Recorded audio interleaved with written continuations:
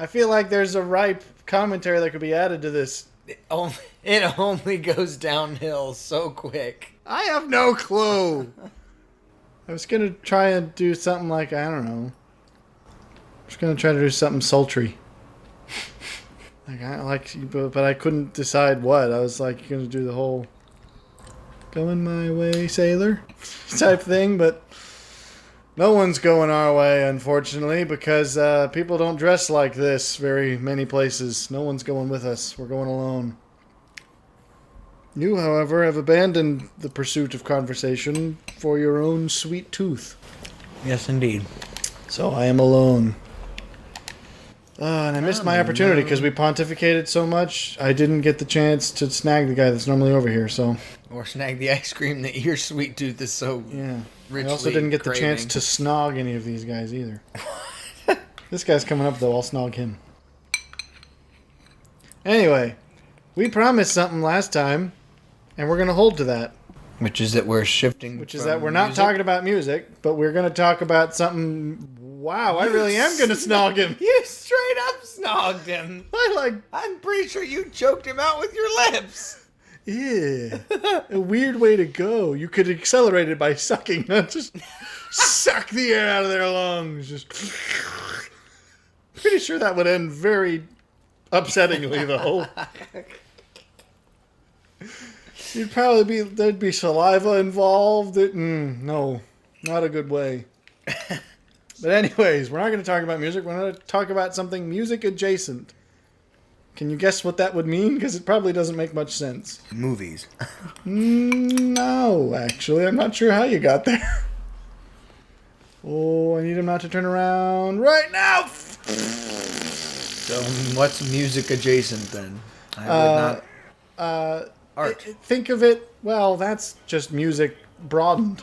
No, because music. What I mean by music adjacent is it's another topic about something you would perhaps have on passively to listen to while doing something else. Oh, podcasts. Indeed, it's almost as if you picked up on the very obvious clues you were leaving me. Or you couldn't act like I somehow got there with. Well, I was gonna compliment you in some way.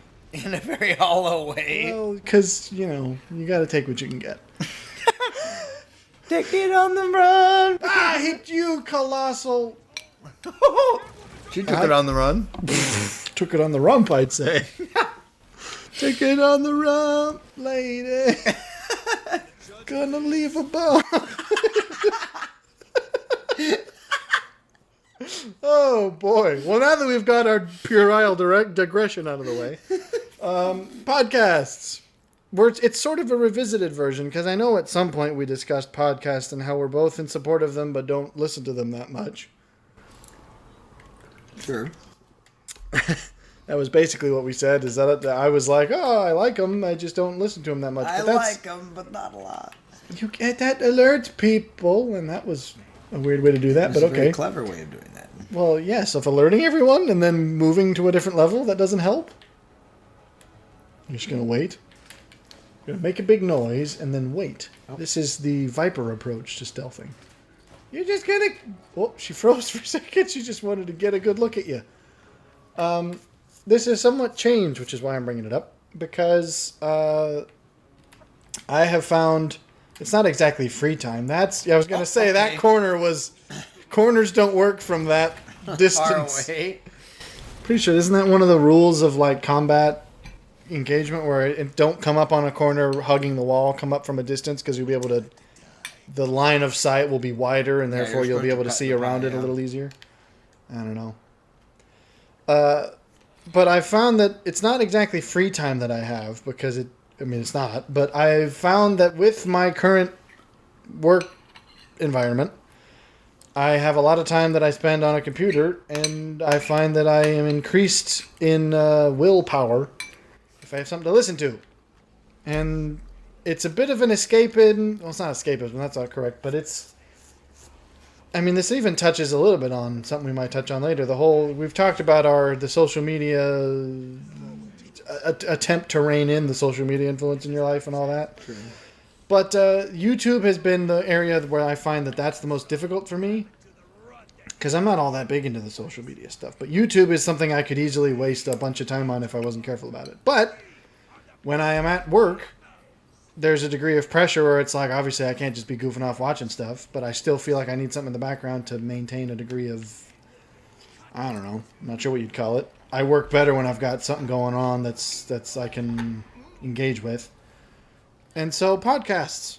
Not strictly podcasts. Sometimes it's like, video essays and stuff that I can listen to. But I feel that it's an outlet. That's the word. It's not escape. Outlet for my desire to do that, but in a way that doesn't hinder productivity. So podcasts I've listened to a lot more of them. The thing is, it's new. This is a nascent transition. So I'll admit that most of the only ones I've watched have been of a variety of people, but almost exclusively because Jordan Peterson has been a guest. Which is, I suppose, a fair way to find someone new, is to have some sort of bridging familiarity. Well, have you come across any that you've gone, hey, I'll listen to this without maybe, Jordan yeah. Peterson? I mean, depends. Some of them. I've made a note of trying to, save them for future reference that I can go back to them and maybe try some of their other stuff. Huh. But I've also just been getting somewhat more into Jordan Peterson's podcast stuff because I found that that's actually what he does now. I don't know that he does his lectures anymore because of lecturing, I imagine not. But yeah. And so instead of doing those, which I have listened to fairly extensively, that's an alternative. And I found that it's different because you get to the lectures sort of show you his academic prowess, and I feel the podcasts are often a little bit more, I'm not sure what you'd call it. It shows off something, a different... It's more personal. Yeah, and I think slightly more in the camp of he's probably going to see me. Oh, he is definitely going to see me. Oh, bad times for me. Except technically, shouldn't I be kind of camouflaged in this corner given this color? I mean, I sort of match. Oh, I forgot. Yeah, I forgot dead bodies tend to unnerve most people. But it doesn't seem to... Oh, what? How did you... Okay. Evidently he's... bye. I am going to not make it. Okay, I don't know where I'm going. Well, apparently I'm getting away. That worked. I was talking about something. I think it's the more personal, and it's just you get to get more of the philosophical side rather than the purely academic, which splitting hairs, I guess. But it's been interesting. Well, I think it allows his charisma to show a little bit. Yeah, and how you were talking about his style, because his style, obviously the speaking style is different when you're lecturing versus when you're conversing one-on-one. Right, but I think, again, even with conversation... I did... Oh, I should have made it. A lot of his stuff, including his podcast, I would argue, are marked by his intent to listen first and to be very critical. He even acknowledges that he has an interrupting problem, which he kind of does if you listen to it. But interrupting in that he's interacting with what they're saying. Yes, it's out of you can tell that he's like, oh yeah, I want to talk about that because you just touched on something, but he talks about that in one of them even where he's like, he notices that he does that a lot. But there's been a few others. Have you come across perhaps... It seems like the kind of person you might have. If you've come across Jocko Willink before? The name doesn't sound familiar. He's a former Navy SEAL guy, has a podcast. Oh, maybe I have. Yeah, actually. I'm not sure. I mean, maybe there's plenty of Navy SEALs who have podcasts, but he's an interesting guy. But analyzes, tactic stuff? No, like not really. It's more... He's actually more of the... I don't want to use the term self-help because it's such a useless term these days. But it's a little bit of the whole... He's in the same vein as Jordan Peterson, where it's a little bit of ways of disciplining yourself. Mindset. Yeah, well, because especially when you're talking about a guy who's done some of the most difficult... Gone through some of the most difficult training physically and mentally you can go through. A lot of it's about discipline and how you can rear yourselves towards that. Yeah. Why? Will that hurt me? If I'm in the grades? It won't. Okay, I was going to say it shouldn't. Unless it did. My health is low, but I think it was low before that. Why would you go stand direct? I still find the way she does that to be somewhat unnatural. It's like she jumps in the air and then just suddenly they're hurled towards the nearest wall. Oh, this was foolish. Did he seriously lose you? Apparently. But anyway, so I did listen to him. Again, it was because Jordan Peterson was on it. Oh, I didn't think the whip was going to be long enough for that to work. But I have heard of him before. I didn't know where to put him. Okay. And Are you for real? What was the conversation? It was actually quite remarkable. Because I listened to... Actually, you know what? I think I was wrong. It was not his podcast because Jordan Peterson's been on his several times, but this was the first time he was on Jordan Peterson. So I guess it was all Jordan Peterson. Much like Alan Watts. If it's not Alan Watts, it's Jordan Peterson with me. But hey, I mean, it's a decent pool to be drawing from. I'm not gonna take that as a criticism. But it was interesting because it was about his sort of career, and then they had a whole bunch of random tangents about fascinating stuff. It's cool. He's kind of like if Joe Rogan was a little less bro-y. It's funny that you know what I mean by that. I don't have any problem with Joe Rogan. I've listened to him occasionally. He's a little obnoxious to me. I don't know that I'd use the word obnoxious. It's more just that I think he's... He's not comfortable for me to listen to because I don't say that he tries too hard because that makes it sound like he doesn't do it naturally, but I just think I think the way you described it was good. It's just I think he's a different kind of guy. Sure. Obviously, of course he is. He's a different kind of guy. But I mean, it's like they're different personalities. Where Jocko, I think, is a lot because they're both. Well, this could end up in a topic that would totally derail us. I would use the term that they're both sort of. I don't even want to say it, but it's the only thing I can think of. They're, for lack of a better term, you could almost say hyper masculine. Who, Jordan Peterson? No, Jocko and Joe Rogan. No, because obviously Jocko's like he's an enormous Navy SEAL dude, like he's huge. Yeah, but a lot of his stuff is about like exercise and discipline yourself. But I find that Navy SEAls don't have to try because it's a little bit. And I think that might be it. He comes because it's a little bit like you can tell this dude has earned his place. It's not just like, oh yeah, I'm a tough guy. And I'm not saying Joe Rogan does that. I don't know. Something about him is a little like. He comes off like he's trying too hard. Again, it's. I don't know. Maybe now a whole bunch of people who like Joe Rogan are going to be mad at us. It's not that I don't like him. I just wish he would be more himself. Maybe is a maybe, but maybe that is himself. Maybe get over there and beat him. Spank him. And you got to run. You can't keep punching on him when he's on the ground because otherwise his goons are going to show up. You take off like a decent quarter every time. Okay. The goons show up regardless. What kind of weird... Oh, okay. I think you just snapped your hip telepathically. Like the way you reacted to that was just like convulsion. Yeah. But yeah. He had a voodoo doll. Just voodoo doll. I don't know. I have listened to some of Joe Rogan. Like he interviewed Ben Shapiro and he's even done Jordan Peterson. I think I listened to some of that one at least. He's interviewed Elon Musk a couple times, which is interesting. Elon Musk said, he doesn't have a podcast or anything. He's just an interesting character to me. Yeah. But yeah, so podcasts. I've also done, it's not always podcasts. Sometimes they're sort of similar, but like interviews with random people. Like the big long form ones, not just like the media press, but like, because we talked about Unleash the Archers a while back and we were very effusive about that. And so I came across, there's a vocal coach person on YouTube. Oh yeah, that was actually interesting. There's numerous vocal coach people on YouTube. But I just happened across one who also does like interviews with artists, and she happened to do the main chick from that, and I was like, that'll be interesting. And it was like probably 2 hours, which I would never have watched. And that's why I enjoy doing this as part of the work thing, because like I would never watch that when I was at home, because chances are I would either just end up sitting in front of the computer for 2 hours watching it, which then I would kind of feel bad, like okay, I just kind of wasted 2 hours. Yeah. Or I just never would do it because I'd be doing other stuff at home. But when it's like I'm working on the computer and I have to get this done, but I could use something to stimulate, then you get to do that. And it's fascinating. So I don't know. I think it's more the reason I want to talk about it is just because it feels like a chance to finally embrace some of my YouTube curiosity.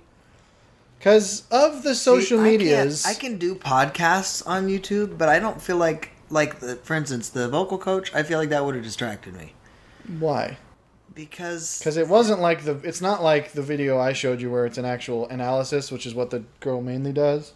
it was like an actual proper like discussion interview where it's like, learning about the band's history and about her stuff, and it's like I didn't realize that it was the interview you were talking about. I thought you were talking about the reaction. No, I don't do those as much because those I find a little more fascinating to watch. But why would that not work? I pressed it right as okay, and now what's his head's on the ball too with rockets for me, rockets for you.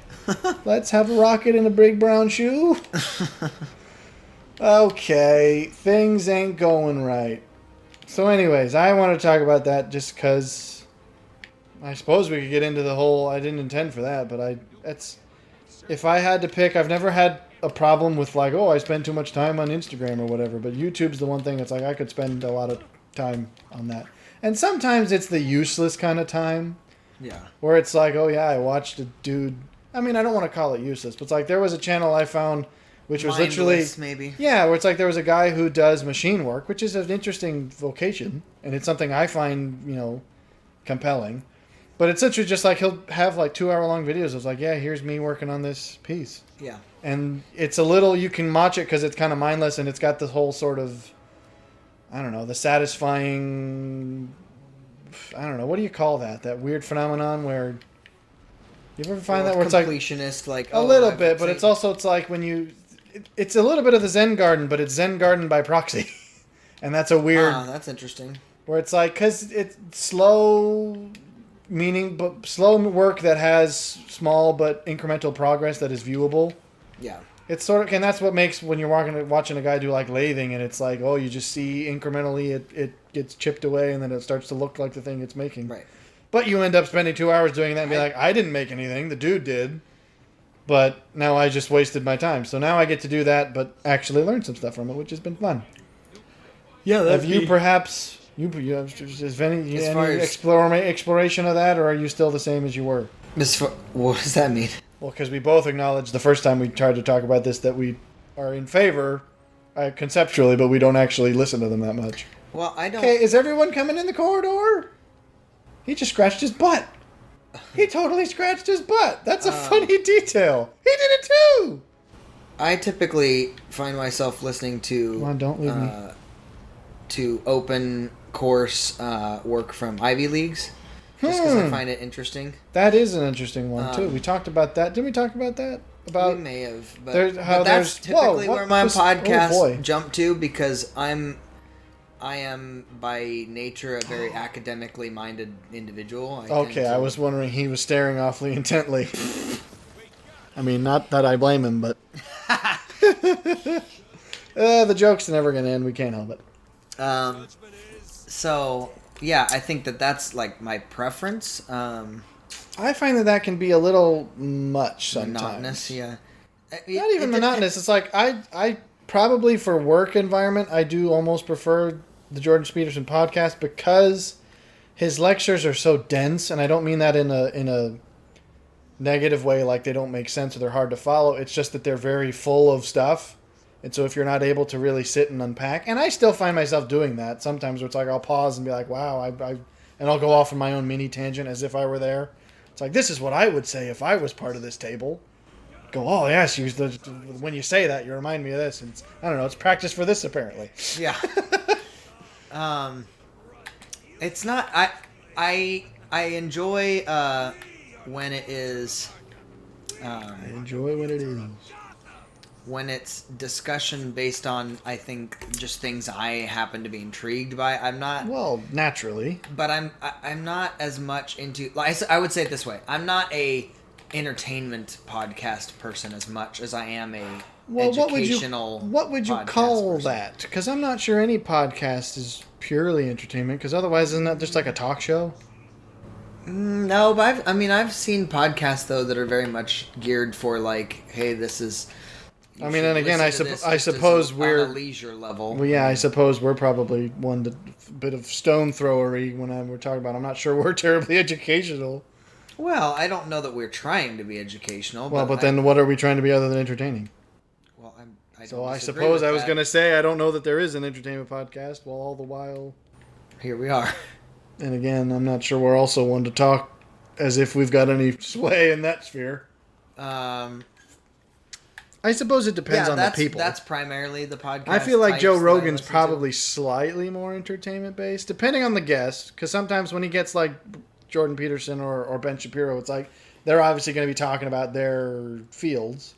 But sometimes he gets like actors and other stuff. And I may have mentioned this before, but I followed Matt Walsh before he was even with the Daily Wire. You did a little bit. And another thing. Okay. Get out of there. How do I get down? I hate this. He wasn't firing at you. He was just firing at random. Oh, there's a guy coming. He's coming around the mountain when he comes. Ah! Why would you? He just shot you in the face. Well, he's got friends. They're coming up the stairs. Okay. I can never do that. She blinked after she got shot. So yeah, Matt Walsh I find unique in that he's a political commentator, but he doesn't. Ooh, ouch! But he doesn't. Ben Shapiro tends to be. He deals with a lot more of like the hard hitting stuff. Matt Walsh deals with a lot of like the periphery that you wouldn't necessarily consider to be a part of mainstream politics, but is kind of related. And so I enjoy that. I mean, I'll admit it's more commentary, I suppose, on the current culture of today. Yeah, I have found I used to be much more politically inclined than I am. And I am less and less so. I think that's an either. I mean, again, I said in the last video that you ought to be careful when you start throwing around the word enlightenment. But because I don't want to act like I've somehow attained some degree of enlightenment, but I just feel like as you mature, you start to realize that it's like you don't. Not only you don't have to, you probably shouldn't be spending a whole lot of time on these things. Because of the fact that they are inevitably going to be and oftentimes sort of depressing and... Yes, I mean, how do you balance that with political information, though, in that you should be an informed voter?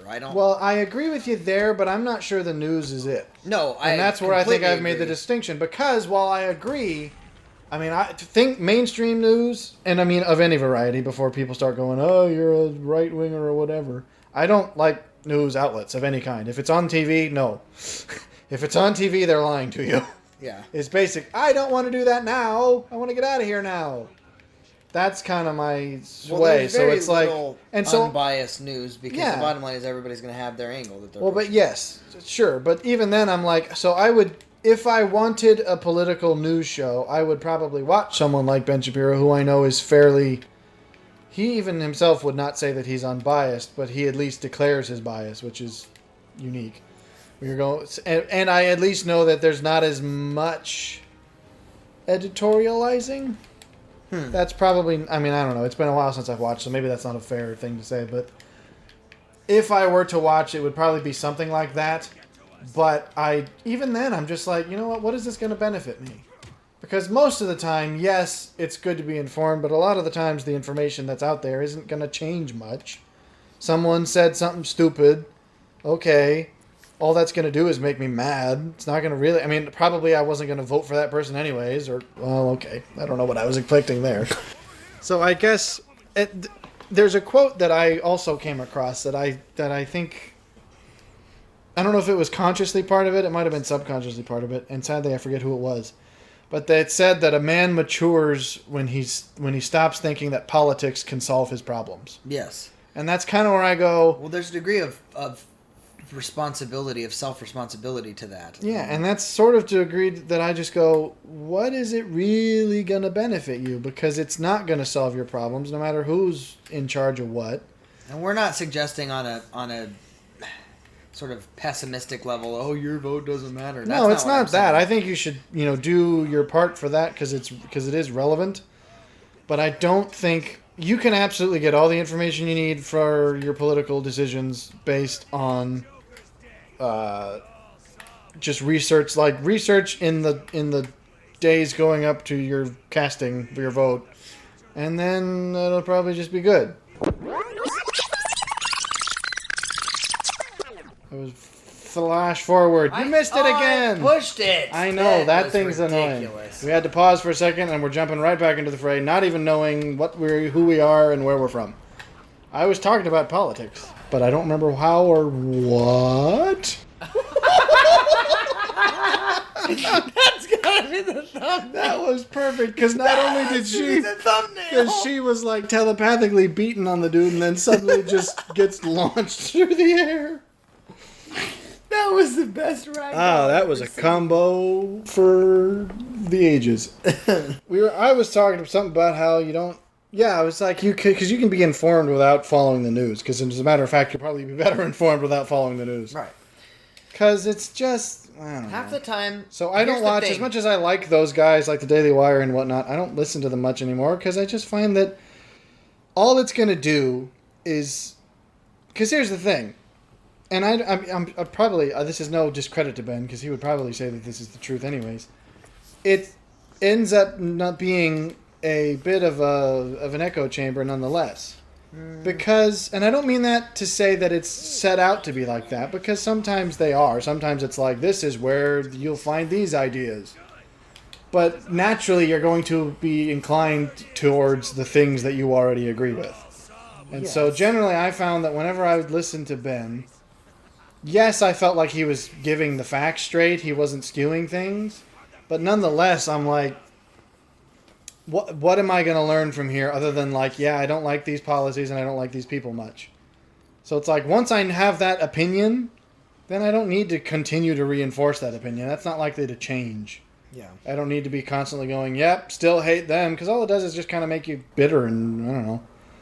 I feel like I am more, again, I don't want to use the term enlightened, but I feel slightly more like you have a better view of the world when you don't extrapolate it to a degree you can't manage.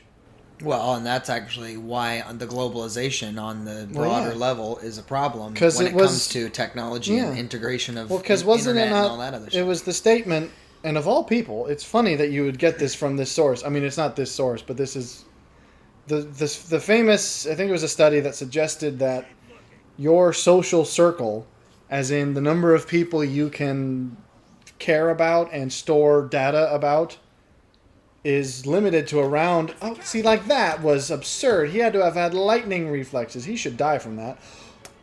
Are you joking? And they call you Catwoman. I think Batman has joined forces with the enemy. That was absurd. Well, whatever. That was dumb. I've forgotten what I was talking about again. It was going to be a good point, too. Oh, yes, the whole... You have a limit on the people you can sort of care about and know. And it's funny because we talk about... We've talked about Randy, right? Randy Feltface? Yep. We've quoted him, certainly. Australian comedian. What? Where was he? He was not there a second ago. Anyways, he's an Australian comedian who... He's got an interesting... I won't tell you more than that about him because his central gimmick is interesting. But be advised, he swears like an Australian. So, that bothers you... Which is worse than a sailor. Well, yeah, if you could only conceive of an Australian sailor. But he... Yeah, so if that bothers you, then steer clear. But he of all people, in one of his bits, he actually talks about this, and he makes a point, which is the cost of social media is that it doesn't expand your limit. It just disperses it. Yeah. Where you go, now the 150 people you can know and care about, like half of them are going to be celebrities and like random people you follow on Instagram that you'll never meet, which means you've decreased why would you expend that? Yeah, you've decreased your palpable social circle by half. Yeah. And because this is like all, it's not just like, oh yeah, people you can be friends with. It's like, no, this includes family, this includes close friends, and like barely work acquaintances. It's like if you have... No one gives a crap about your head. You should listen to Randy just in general, because he makes good points through the lens of comedy, which is about as good a way to do it as you can. Yep. But it's just like, you can't... Ooh, okay. You just walked... Well, because... That was sultry and brazen. On a timing level, I wasn't used to him being out there. Oh my, that was a pose. We're just doing didn't even terribly. Think about that. But I brought that up for a reason, didn't I? Yeah, I mean, you were talking about, Do you again, know the what it social was? circles, the globalization. But I forget. Yes, and that's but I forget the globalization. Well, because we were talking about within news, it's yes, kind of, that's it. It's the similar thing where you're going now. You're having to focus on social circles that aren't affecting you, and yet it's taking up your capacity, and that is part of the problem.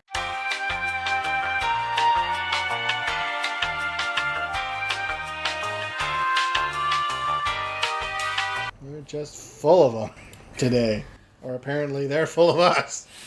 I don't know. I had just started this, that's right. And I was also in the middle of, I forget again, politics being news. Because, yeah. Your social circles should be around you because that will give you the best view of life. Because it won't be skewed towards something you can't manage. Because that's what I said, wasn't it? Something about it skews your perspective in a way that you can't manage it. Well, and to be honest, that's where you get, and again, will color you surprised if you haven't figured this out by now, but the concepts of socialism and communism, the reason that they were really... The whole principle of their development was the oversimplification or enlarging of one circle to the point that you're now concerned about some person you've never met because now you have to concern yourself with the entirety of society. I don't entirely think that that's a fair criticism to levy only at them. That's just, I mean, that's true of just about any. I'm not saying only at them. Such system. My point is, yes, but my point is you get those types of systems being created because people are trying to solve those problems, and it's silly. Sure, but I don't know that they're the only ones that do it. No, but okay, but my because point I think is even on with capitalism. Well, because in all truth, even on a democratic level, because that's the problem that people seem to forget is that democracy is not what we have, nor is it what we want. Because republic and democracy are not the same. Right. Because the whole point, and they might sound similar, which is, it's based on the people, sure. The difference is that a democracy is everyone's say is equal for everything. Which means you could have, guys, for example, if we were a pure democracy, you'd be going, okay, well that means guys in Florida are making decisions that affect me.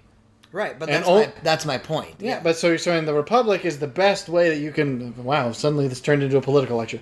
But the Republic is the only way because that is meant to be localized. It says, hey, you're going to vote on things in your area. People are going to represent you from your area. And this is why state and city politics are really the emphasis of every person that should be. When you're talking about political... what did you say? Responsibility in a way... then that's the one that you should care about because A, it's going to have the most effect on you, and it's the one that you can actually have effect on. Again, not to say that you don't have effect on the other levels, but you have more effect on this because it's the way it should be. But anyways, how did we get onto that? Well, I don't know, but I don't even remember. You're talking about because I don't. So anyways, I don't watch or listen to much political content anymore because I've just realized, you know what? It's not going to solve my problems most of the time. Yeah, and I'm not in the mood for the stress and the annoyance. Because, I'm not going to like who I'm not going to like. And chances are I'll find that out whether I'm watching the news or not. Yeah. Because you can't fully avoid it unless you're just completely off the internet altogether. Which, I don't know. As much as we've talked about our Amish commitment, we haven't actually gone quite that far. So, yeah. You want to talk about digital minimalism again? Seems like we're on its door. Well, we could. I was actually gonna say in reading the book that I think I may have mentioned the 7 Habits of Highly Effective People. So I had finished that just recently, and one of the things that was a bit not shocking, but a bit of a paradigm shift for me. And I enjoy those. And it really paradigm shift may be a little strong, but really it was more of I had oversimplified a definition of a word based on the fact that I was comfortable with its use, but not necessarily ever having critically analyzed its definition or its meaning. Oh, this will be fun. And so, when we were talking about political responsibility, let's just talk about just responsibility in general. And one of the things that Covey says is that responsibility is ableness to respond. That being the author of that book. Yeah, correct. And I'm like, okay, that's interesting, because I've always just gone, okay, responsibility is doing what you not necessarily doing what you ought, but like doing what you can, or involving yourself in the strength or capacity that you can. I thought they'd come closer and I could do a fun Kool-Aid Man entrance. Whereas, but I think I can. One of the things he talks about is your failure to act upon your own environment is only your own. Like that's your own fault, essentially. And people live their lives in a way that says life somehow happens to them. Yeah. And so many people are following the scripts that other people have given them, whether it be family or... I think the rant bus is making an appearance. No, I'm just saying... Boop, boop, boop. No, what I'm getting at... Well, it's going to in a minute. If you don't take it there, it's coming for me. Hey, get out of my way. Seasons don't fear the rant bus.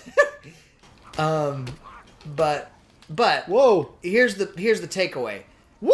Responsibility is... Wow. I just astral projected into him. I ripped his astral heart out. Responsibility is... Don't dodge my whip. Is not just what's the capacity to what I can do in this moment. It is your ability to respond. And that seems like we're doing oversimplification, well, but I'm like, wow, that was very interesting and insightful to me. I was going, oh, okay. How did you? I grabbed you. It's like with whatever's going on in my environment, it's my responsibility, meaning it's my ability to respond to it that changes the game. What? That was the last guy. Just like it was your inability to respond to that Every time moment. I check and I'm like, there's one guy left. Someone just spawns like mildew. Well, anyways, if the rant, you managed to keep your cool, but the rant bus is coming for me. Okay, go for it. Because I came across a video. This is part of, as I said, my YouTube expansion where I've just been watching, or rather listening to stuff that I potentially will find interesting. But there was one that bothered me because it touched on. I don't know if you heard that. That was a can soda slurp. But it bothered me because it was what you touched on. We were going, too many people abdicate that responsibility and just go, I can't control it. It's not part of my possibility. And again, people are going to be like, it's because you listen to weirdos like Joe Rogan and Jordan Peterson, Jocko Willink, who are all like, you can do it. But that's reductive. I'm not even going to comment on that because that means you clearly haven't listened to them fully. But it's just wrong. But because in the specifics, there was a video that mostly just caught my attention because I was like, that's an odd title. And it said and it was critiquing what they called, which I never heard this term, but apparently it is one, this whole that girl aesthetic. And I don't know why it was specifically female. I think it was because the person creating the video was female. But it was like, there's definitely what you'd probably call lifestyle YouTubers, which are like, here's how I do my daily routine and stuff. Okay. Know? And it's a little bit of that kind of I don't know what you'd call it other than lifestyle. It's, that thing. Well, that was, I swear, a green one. Is Catwoman able to pick up the green ones? Maybe so. So, okay. Well, Catwoman can pick up Batman's, but Batman can't pick up Catwoman's. I didn't know that. That would have been helpful. Because don't you know, on a feminist level, women can do everything men can, but men can't do anything. Well, we're not bitter, we promise. We haven't been listening to Joe Rogan that much. I'm joking. Anyways. But because apparently what they mean by that is it's this sort of very self-helpy,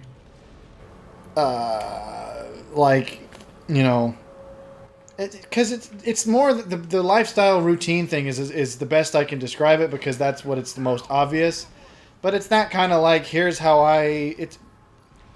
it's a little bit like the application of the self-help stuff where it's here's how I embody this and this is what my life looks like as a result. Right. Where you're going, I do these things, I get up at this specific time and I don't know, I read whatever I'm reading or I do some exercise and this is how I do my day. And in a way, it romanticizes it, and I don't think that's a problem. Yeah. Because but what bothered me is that this essay was, the point was not terribly clear. So At first, I was like, I don't know what this is. Is this a... That's a Batman thing you can't do. You need the tool for that. Oh, okay. Boy. Okay. Well, you could run towards danger, I suppose. That's at least somewhat laudable, but I'm not sure it's terribly recommendable.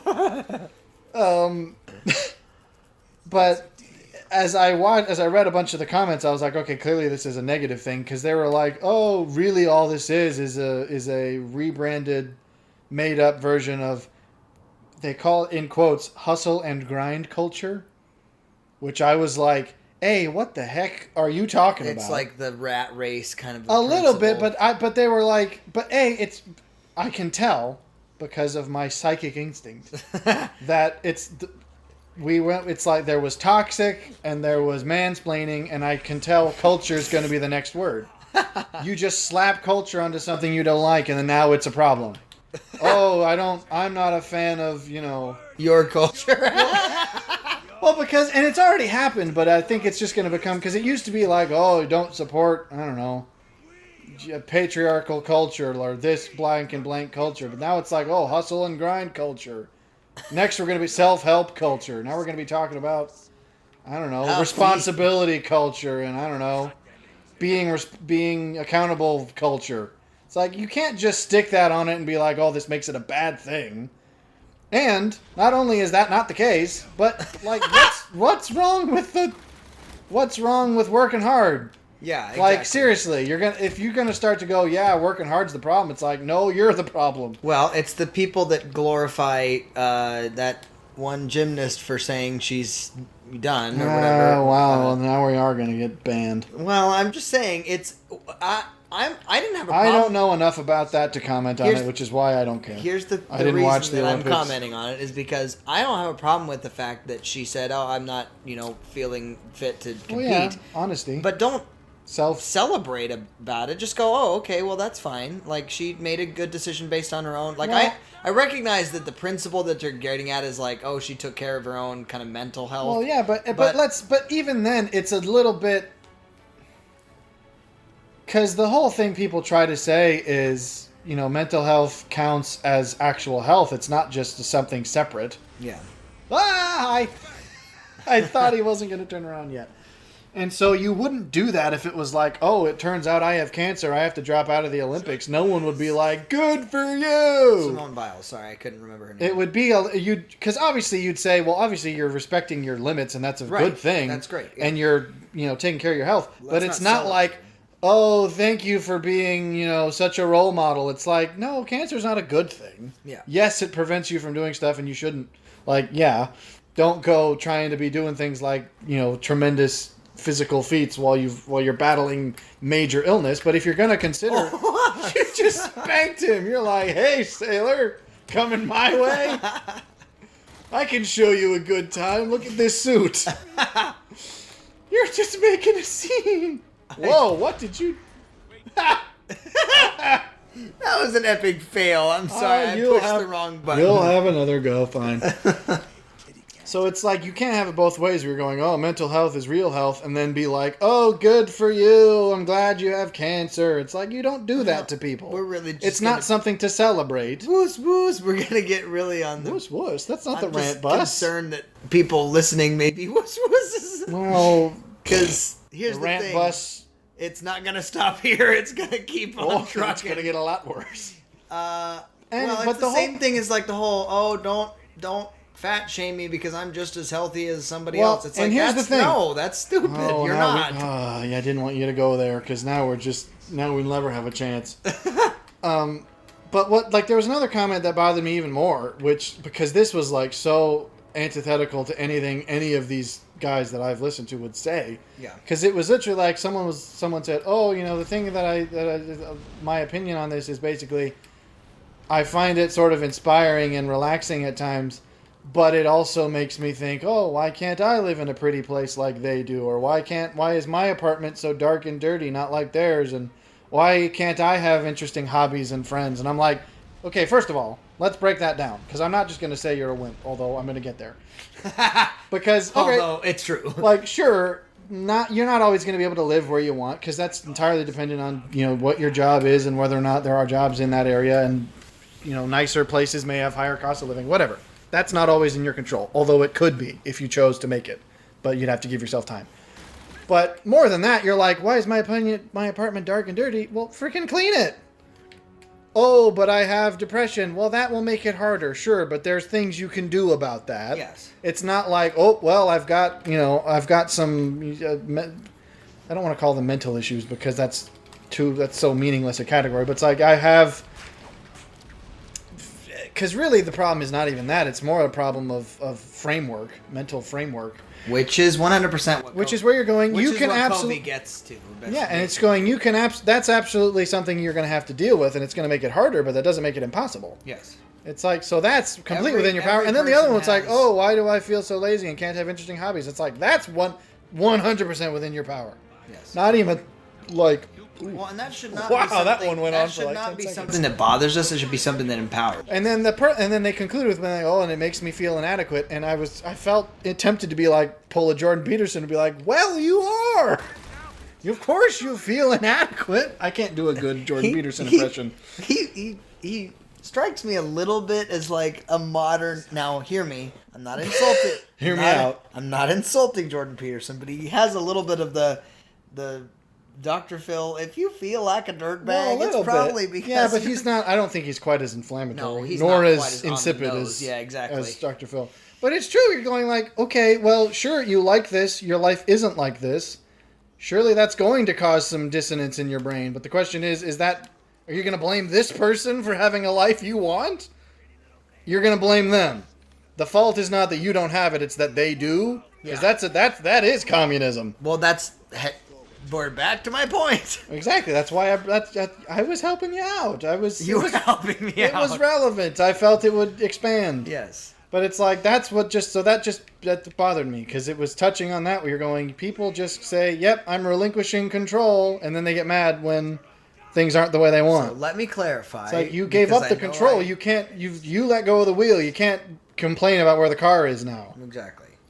I made some fairly... So soapbox is what this really is. I made some serious... I'm thinking of putting a lovely sunroof on the soapbox. I think it'll be nice in the springtime. If you need me, I'll be in the breakfast nook. Some fairly serious claims. I'm just saying, like, even with the whole, culture of I want to have my body that's not as healthy as it could be considered healthy. I'm not suggesting if you happen to be, a larger person and you're okay with that you can't be okay with that. That's fine. You absolutely can, but you can't get mad at other people. But you also, everything is within your power to either change or to be okay with, and just say, well, I'm not bothered by that, Well, yeah, and if you're like that, then good for you, because guess what? There's people who like that. Exactly. Now, but the problem is you can't get mad that you don't know where they are, or that everyone isn't whole, them. Yeah, or that culture as a whole considers you unhealthy. Because it's the whole thing of someone. Well, the famous quote is the whole you can be the nicest peach in the world, but not everyone likes peaches. Exactly. Because that's the thing. And you have to acknowledge that there are certain societal standards that we say, on average, people find this attractive. He just did a double take there. He was like, oh, you got two of them. So you might have to acknowledge that, yes, a smaller portion of the population will find you attractive if you are a certain way. You have to either say, I'm okay with that, and I'm going to... Because that... I like how he was clearly surprised. He was like, what was that? But then didn't turn around. That was a fascinating choice. Let's take it simply to perhaps spare the flogging that will soon convince. That actually is something you might be surprised is not an uncommon thought amongst, from the male perspective. I mean, obviously, being overweight is non-gender specific, but since we are men, to put it in a masculine level, there's been quite a lot of sociological sort of discussion about the fact that generally, like, super huge gym type guys who like big bodybuilder guys are actually often found less attractive. And yet, are those guys okay with that? Yeah. And are they going to be mad about it? Well, some of them probably are, because there's going to be immature people in every demographic. But it's like, if your goal is, I want to look and be a certain way because I want to have I want to have that strength ability. I want to have, conditioned my body like that. I like the responsibility. Then you're going to say, yeah, you know what? Less women will find me attractive, and I'm okay because I'm the way I want to be. And the woman that I want to have. And exactly, because there are going to be women who are attracted to that. So you're just going to have to say, you know what? They might be rarer, but okay. Yeah. I'll wait for one of them. Right. I think guys have to continue spawning because this fight would be way too easy if you could just keep punching on them after the dudes are gone. So probably... we should probably not focus so much on the other people because I think they do keep coming. Because I swear I got rid of all of them and now there's 2 more. Yeah, Covey even talks about within what actually has power to influence and kind of decide how you orient yourself to life is what we centralize around, and you can either be self-centered, which is probably the most obvious one. But you also, some people are like society centered, or other people can be like vocationally centered, or whatever it may be. And the point is, you want to get to the place that you are, not necessarily, you're principle centered. Is I suppose where you're. It's not that you're very much a Jordan Peterson, a Petersonian.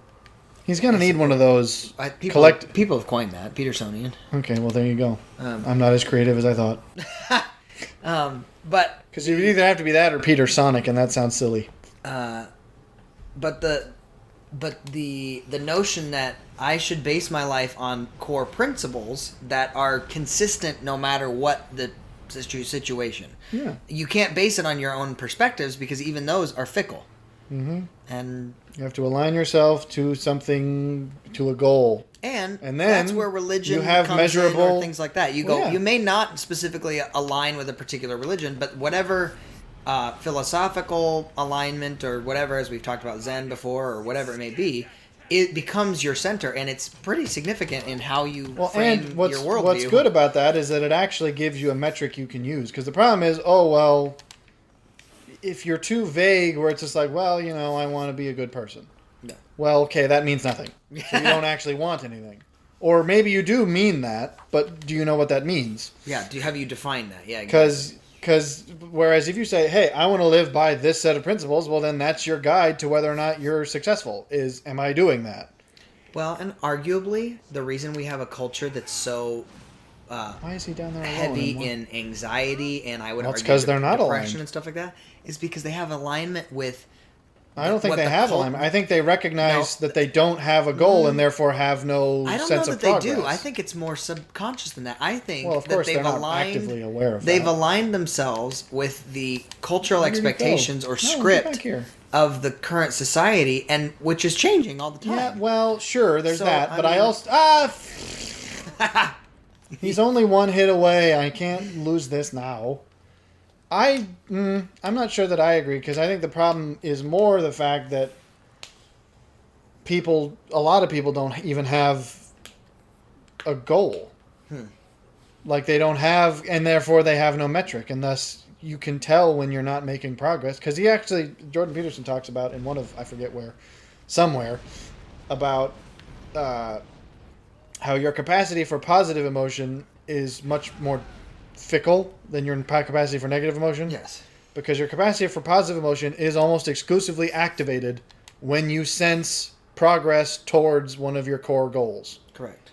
And if you don't have a core goal, then you can never make progress towards it unless you'll never be happy. Yeah. And so I think that's the main reason we have that culture, is just most people don't know, most people aren't progressing towards anything, and therefore they're not...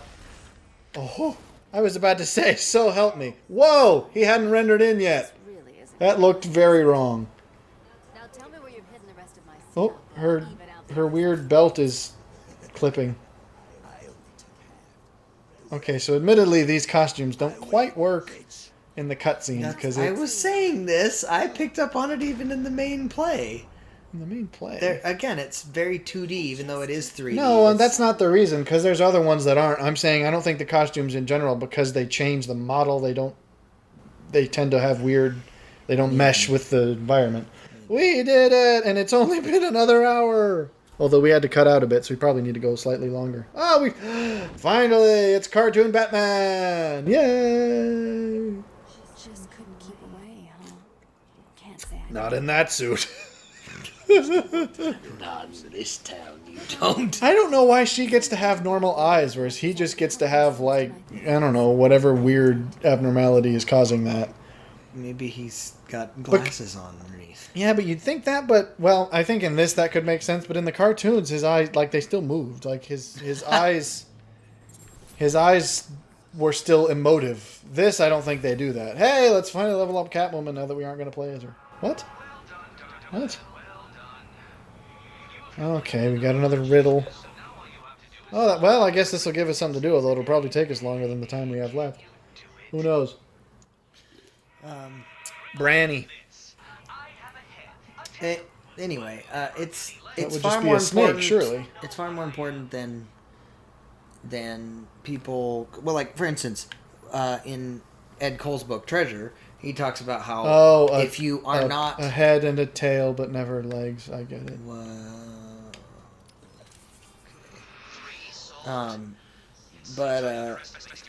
But that if you are not following your own script or writing your own script as the writer and the actor, if that makes sense, in your own play, then somebody else is writing it for you. Yeah, but I think the same thing is you're not going to know what that is, and therefore it's again too vague, and you're not going to know.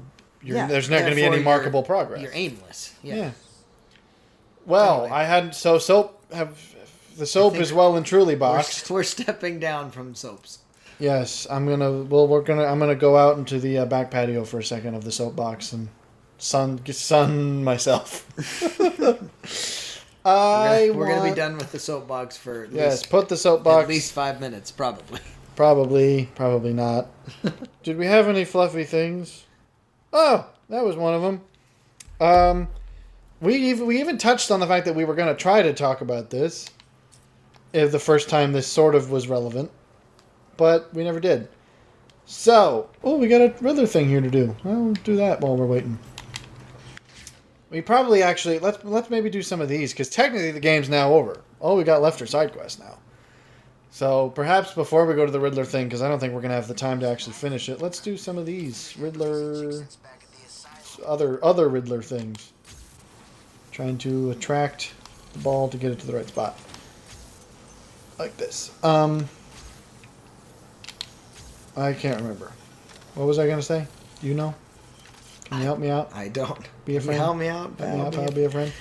No, we're talking about something that, like a topic that was more fluffy. Oh yes, because it's only tangentially related to the minimalist topic, but it is the fact that because we've obviously talked about the concept of digital minimalism and reducing your dependence on that and all the various reasons, but I would not describe myself as an aesthetic minimalist, but I'm not sure that you wouldn't.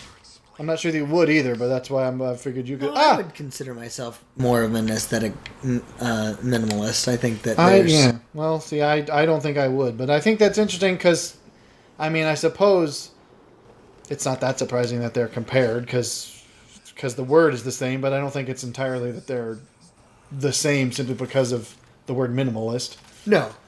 Because, yeah, we are both in one category but not the other. So with your, like, I think you're specifically referencing, like, decor almost style. Well, aesthetic. It's not strictly decor, it's just aesthetic in general. I would say that jumps to my mind first, though, because clothing doesn't really fall into that. There's minimal clothing, though, although I don't know that you're so into maybe that doesn't fall into the category for me. Because you're I don't know. I'm a fop. I A little bit. I wasn't gonna say it because I find that to be probably more insulting than. See, I don't find it insulting at all. It's just what it is. Well, it's not exactly a kind thing. It's not unkind. It implies a certain degree of poshness. Yes. Yeah, but not just that. A certain degree of like. Perhaps obsessiveness about it, where it's not just I take care of myself, but like I'm gonna make sure I look good. Well, yeah. I mean, and that's. I don't know that I will defend myself because I don't know that sticks. But I remember this puzzle, but I didn't realize one of them was up here. Anyway, but I would say on a stylistic level, when it comes to like styling an office or a home or whatever, that yes, I tend to be. Oh wow, I'm surprised that worked. Yeah, I'm not, and I thought that perhaps the comparison would be interesting. Because I didn't exactly coin this term, although I felt like I did because I didn't hear anyone else say it. But I would almost describe myself as the opposite. Like, would you call it a maximalist? Because I'm actually someone, and I would be quick to differentiate. Why would you do this, comic Batman? They should have everyone else look like a comic book, too. It could just completely change the course of the game. It would also probably take a significant amount more work. Something about these renderings of the costumes that make the fighting so much more easy to see. Well, I think it's the simplicity of the designs that makes it... There's less detail. I mean, it's the same reason why when you can tell in old school animation when something in a scene was going to move, because it would be a slightly different color and it wouldn't be as detailed. Because the backgrounds they would draw separately and they would be kept the same, but anything that was going to move had to be drawn separately, and they didn't want to have to completely redraw it every time it was in a different spot, so they would just make it super simple. Right. But anyways, yeah. I don't think that if you could coin the term maximalist, which apparently that's already been coined, it wasn't by me. But I would say that it's not the same as like hoarding, because it's not just get a bunch of stuff and like keep it around. Really? This seems like it was placed here to be an obvious clue hint. Yeah, whatever. Because I still maintain that you should, like, the whole minimalist... Well, perhaps it's not exactly minimalist, but, like, the Marie Kondo thing of, like, oh, does this object inspire some kind of... Doesn't bring me joy. Is that... Yeah, was that the terminology? Yeah, I think that's what... Yeah, it's like, I can respect that, but just, I don't know, maybe a lot of stuff brings me joy. And it's like... And I don't think that's a bad thing. Like, I would love to have... My ideal office is, like, one of those old Victorian offices that's, like, the walls are covered in all sorts of weird... There's artwork, but there's also like shelves of the weird... Well, shelves of books. The whole curio cabinet where it's like, oh, here's a bunch of weird scientific, I don't know, paraphernalia I have simply because I think it's cool. Like, I don't think that that's a problem because there's times, it's like I have stuff on my shelves that are certainly by no means like practical or in any way useful. But I look at them, it's like I have a nice little model ship. Just because I enjoy model ships and nautical history. It's like I look at that... And it's a cheap thing. I got it from like a tourist shop. But I look at it and I'm like, I just like the way that looks. And I think it's a fun little thing to have. And who cares? And if I have a bunch of things that are like that, so what about that? So be it. Yeah. So that's, I don't know, perhaps, I'm not sure what you'd call it other than that. Yeah. Because it's a little bit of like, Adam Savage describes it when if you've ever seen his videos on Tested where he shows his workshop. Because he's just got, like, it's insane. I think he probably takes it to a degree I wouldn't. Because it's like, because he's got all the stuff. So it's a little intense. But he describes it as a visual cacophony. And I'm like, that's a fun way of putting it. Because there is a degree to which that is... He describes it as like, it sort of feeds you inspiration. And there's a reason why, I'm not sure exactly what fields this is done in, but I believe that it's done, for example, in like automotive design, where they're designing like concept cars, that they actually have like it's similar to like the mood board of modern Pinterest and Tumblr people, where it's just random pictures that have a vibe that you're going for. Yeah. But they actually would do that in their studios. It's like, we're working on a car, and these are the kinds of things where...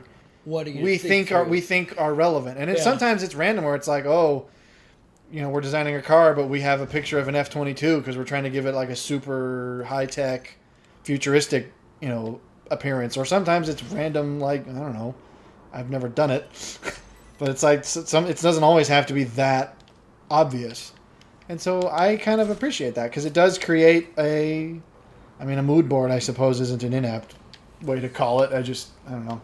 Yeah. It's perhaps a little too millennial for me. Well, but it's just like this evokes the same things I am trying to also evoke with what I'm doing. Yeah. So I would like an office that's full of weird, curiosities, because... There you go. I'm not sure why. You want an office at Ripley's? No, I'm just kidding. No, not... I'm joking. See, that's where I would go. That's stupid stuff. But then again, maybe some people would like that, in which case... More power to you. It's a bit of like it's like a visual. Yeah, I like the way he describes that because really it's a physical manifestation of like the conceptual armamentarium, I suppose you could call it. Of that's a word. Of you know, your various ideas, and so within even the F-22 concept, you go, okay, well, they're not specifically saying make this look like an F-22. They're just saying if this is what you're looking at consistently, your brain's going to begin thinking through similar concepts. You know. But no, if I had a blank space, like completely, like so, let's say an office. Would you write your name?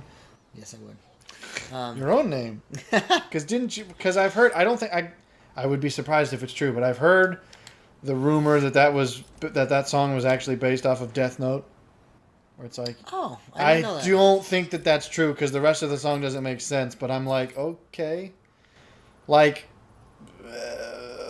maybe. Yeah. I don't feel like it does not seem like the kind of thing that would be true, but then again.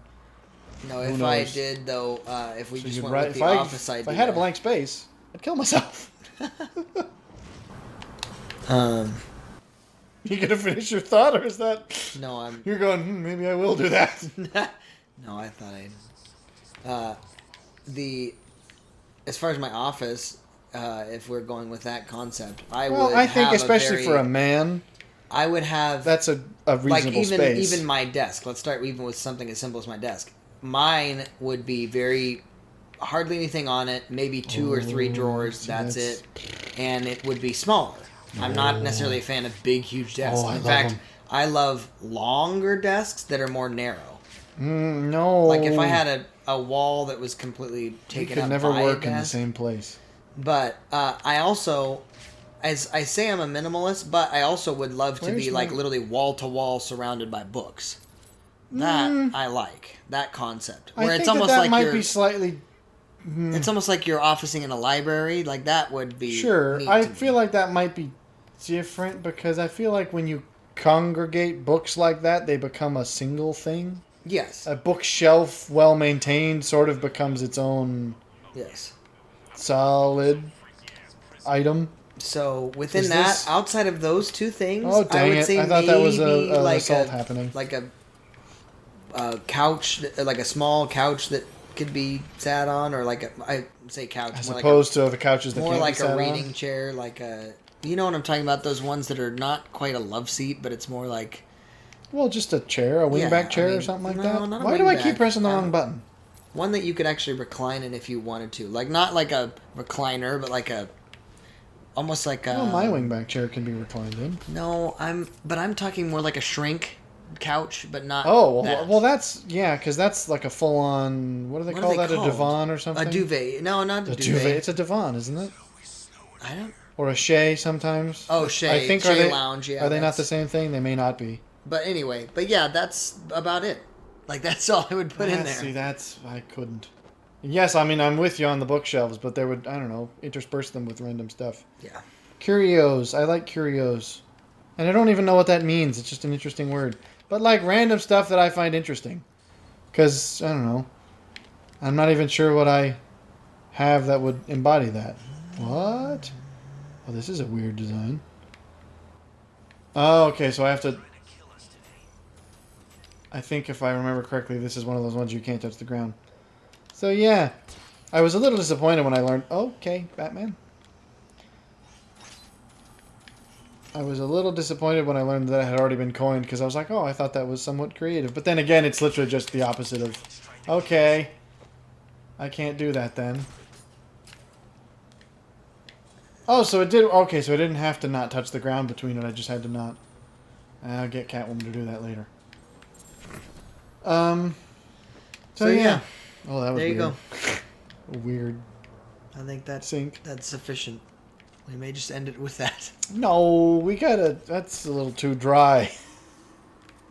Plus, we also have to make up for some of the time we cut out. So, I don't know. Fluffy, culture. No more culture for you? You read a thing, I read a thing. So you watched a thing, I haven't watched a thing. So it's no to the opera then. I'm not big into opera, I'll admit. I would love to actually go and see one in person. I probably would too, if only for the experience, but I'm not exactly confident that I'd be like, woohoo, about it. I feel like I may that's interesting. but that's only because what's happening with that? I tend to That be didn't fairly used to be there. moved by orchestral music. So. Well, I do too, but there's something about the incessantness of opera. I gotta admit, like it's like when you like the whole Les Mis thing. It's a good movie, but there's a degree to which I'm like, if you were to take out the lines in this movie that were sung rather than those spoken, it would be like 30 seconds. Like literally, there hardly goes a moment by that something isn't sung that maybe could have just been said. Retrieve the flag, Monsieur le Maire. That's the end of the movie. It's just kind of. And so there's a part of me that's like, perhaps a little less incessant music would do for me, especially because opera is it's so big. Yeah. It's like it's not just music, it's like big music. So it feels like I just want a break every now and again. Plus 3 hours is a long time, or more. I don't know how long the average opera is, but it's not like a short thing. So I don't know. Yeah. I don't know. Was there any more topics that I had? Not anything specifically that I'm thinking of. Recently. I'm trying to wonder. You're trying to wonder. I'm trying to wonder. See, I can't even try to recollect. I just have to try and wonder these days. That's where my mind's at. I'm going to let this explode while I pull up my diaper. Got it. Got him. Okay. Did I have anything? Wow. Oh, well, we've ranted plenty, but we'll rant a little more. Since we were talking about the digital minimalism thing, it may be coming for me.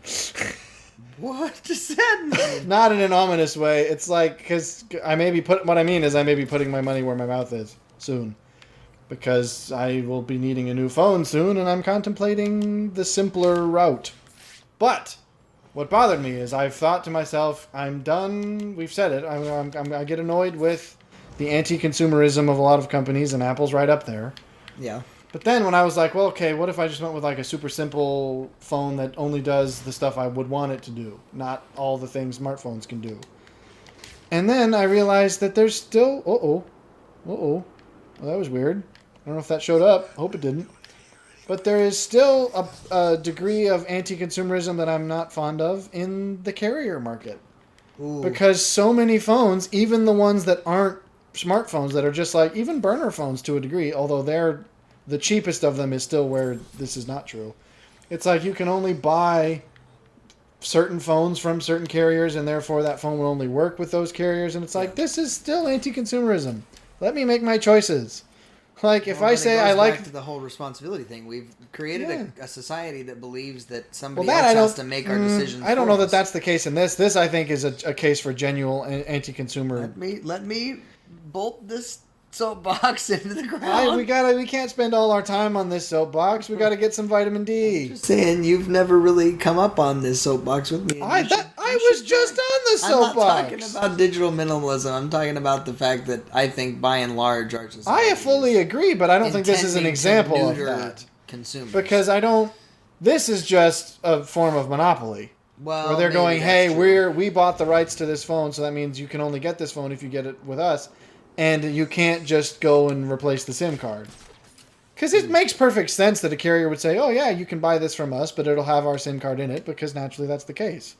But if it's the fact that they go, this phone absolutely has no reason not to use other carriers, other than that we put software in it so that it won't.